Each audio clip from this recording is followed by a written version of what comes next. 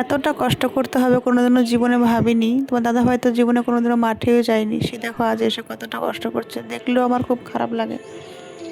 সকালে সংসারের টুকিটাকি কাজ করে আমি কিন্তু চলে এসেছি মাঠে। আজ আমাদের জমিতে রসুন তোলা হয়েছিল, তো সেই কারণে আমাদেরকে একটু মাঠে আসতে হয়েছিল। তো দেখো আমরা মাঠে এসে কী কী করছি। তো প্রথমে আমি যে কাজটি করলাম, তো এই দেখো মাঠে এসে নেটটা সেলাই করে নিচ্ছি রসুনগুলো কেটে রাখার জন্য। তো দেখো কেমন করে সেলাই করছি। এই দেখো এতটা সেলাই করা হয়ে গেছে আমার, আর এইটুকু করতে হবে, তাহলে রসুনগুলো কেটে এই নেটের উপর রাখতে পারবো। যদি বস্তায় রাখা হয় তাহলে ঘেমে যাবে, ঘেমে রসুনগুলো নষ্ট হয়ে যাবে। তো তার জন্য নেটটা সেলাই করা। তো এদিকে দেখো মহিলাগুলো আমাদের রসুনগুলো কাটছে, আর এই দেখো ওকে দেখো, ও কিন্তু কাটতে পারে না, তাও কিন্তু ওর মনে কিন্তু অনেক জোর আছে, আমি একটু কাটতে পারবো, আমার হাত কাটবে না। আমরাও কিন্তু ছোটোবেলায় এরকম মায়ের সঙ্গে গিয়ে রসুন কাটতে আমাদেরও খুব ভালো লাগতো। তো তোমরা কি কেউ কখন রসুন কেটেছো? তো কাটলে কিন্তু অবশ্যই কমেন্ট করে জানিও। এদিকে আমার শাশুড়ি মা, আমি, আমার যা সবাই কিন্তু ছিলাম, আমার ঠাকুমা, সবাই সেদিন মাঠেই ছিলাম। আর তো দেখো রসুনগুলো কেটে আমরা বাড়িতে নিয়ে এসেছি, আর বাড়িতে এনে কিন্তু আমরা সেগুলোকে উঠোনে ছড়িয়ে দিয়েছি শুকোনোর জন্য। এটি কম করে 20টি রোদ লাগবে, তারপরে পুরো শুকাবে। পুরো প্রসেসটা তোমাদের সঙ্গে শেয়ার করি।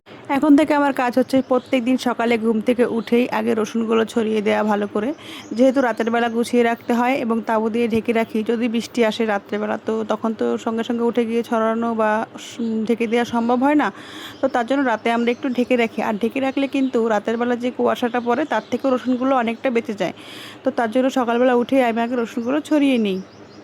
রসুন ছড়ানোর পর কিন্তু আমি আজকে আবার মাঠে চলে এসেছি, কারণটা অবশ্যই তোমরা জানবে। দেখো আজকে আমাদের অন্য একটি মাঠেও রসুন তোলা হচ্ছে। তো আগে তোমরা মাঠের পরিবেশটা দেখো, ওই দেখো লোকজন দেখতে পাচ্ছ, ওনারা আমাদের জমিতে রসুন তুলছে। তো তার জন্য আজকে আমি একটু মাঠে এসেছি। আজকে কিন্তু বেশিক্ষণ থাকবো না, তো মাঠটা একটু দূরে, তো তার জন্য ভ্যানে করে ছায়ায় নিয়ে আসছে। একটা বাগান আছে, সেই ছায়ায় এনে রসুনগুলো কাটা হবে। খুব রোদ, এটা কিন্তু খুবই রোদ, অসহ্য রোদ ছিল সেদিন। তো তার জন্য খুব কষ্ট হবে। তো সেই জন্য এই দেখো এদিকে একটা বাগান আছে, সেই বাগানের মধ্যে সকলে বসেছে রসুনগুলো কাটতে। তো সেইখানে রসুনগুলো এনে এনে দিচ্ছে, আর আমরা সকলে রসুনগুলো বসে বসে কাটছি। কিন্তু আমার ছেলেকে নিয়ে এসেছিলাম, তো দেখো ওর কাণ্ড। কি করছো তুমি? গাড়ি গাড়ি নোংরা হয়ে গেছে, সব সময় নোংরা ফেলাচ্ছ তাই? হ্যাঁ, কি দিয়ে নোংরা হলো? কেমন করে নোংরা হলো? পেঁয়াজি খুঁজি দিয়ে একটা গাড়ি নোংরাছে, আর একটা হচ্ছে আর একটা গাড়ি নোংরা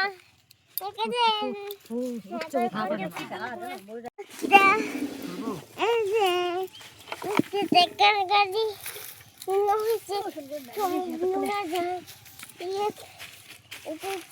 রসুনগুলো কিন্তু আমরা বাড়িতে নিয়ে যাইনি, এগুলো মাটির থেকেই বিক্রি করে দেওয়া হয়েছে, কারণ বাড়িতে আমাদের আর জায়গা নেই যে রসুনগুলো ছড়াবো। তো আজ যেহেতু ছেলেকে নিয়ে এসেছিলাম, তো বেশিক্ষণ থাকবো না, চলে যাবো বাড়ি থেকে রসুনগুলো একটু কাজ আছে একটু। বাড়িতে এসে আমি রসুনগুলো একটু ভালো করে নেড়ে দেবো, কারণ এই রোদের সময় রসুনগুলো কমসে কম দিনে 3বার তো এরকম পা দিয়ে নাড়তে হয়, তাহলে কি হয় বলো তো, নিচের যে রসুনগুলো আছে সেগুলো উপরে উঠে আসে। তো সেক্ষেত্রে রসুনগুলো খুব ভালো শুকোতে পারে, তাড়াতাড়ি শুকোয়, না হলে তো রসুনগুলো মাটির থেকে রস ওঠে বা রোদের জন্য ঘেমে যায়, ঘেমে গিয়ে রসুনগুলো একটু অনেকটা ভিজে নরম হয়ে যেত। তার জন্য দিনে 4বার অন্তত নাড়তে হয়। তো আমি আগেই তো বলেছিলাম যে এটি রসুনের সমস্ত বিবরণ তোমাদেরকে দেব।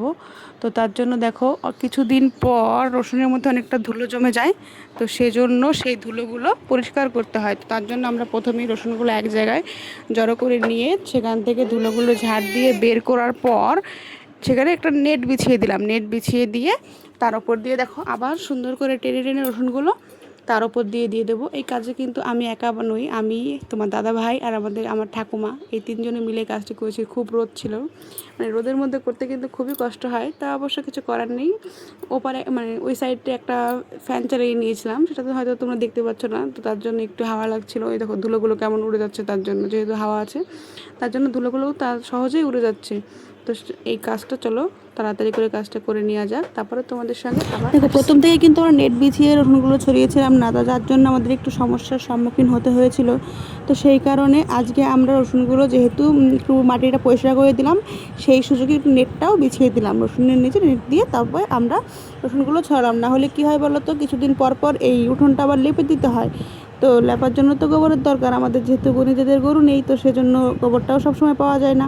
তো সে কারণে আমরা আজকে নেটটা দিয়ে তারপরে রসুনগুলো ছড়িয়ে দিলাম। একটি সমস্যা চলে এসেছে, সেটি হলো মেঘ করেছে, এখন ঢাকতে হবে। তো মেঘ যখন বৃষ্টি পড়ে তখন ঢেকে দিই, আর বৃষ্টি চলে গেলে তখন তুলে দিতে হয়, কারণ রোদ উঠলে তো রসুনটা একটু শুকনো হতে হবে, না হলে তাবুতে রাখলে অনেকটা নষ্ট হয়ে যায়। তো সে কারণে আবারও তুলতে হচ্ছে।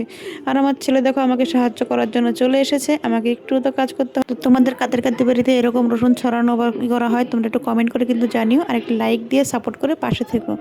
অবশ্যই কিন্তু একটু কমেন্ট করে জানিও যে ভিডিওটি তোমাদের ঠিক কেমন লাগলো। টাটা, ভালো থেকো।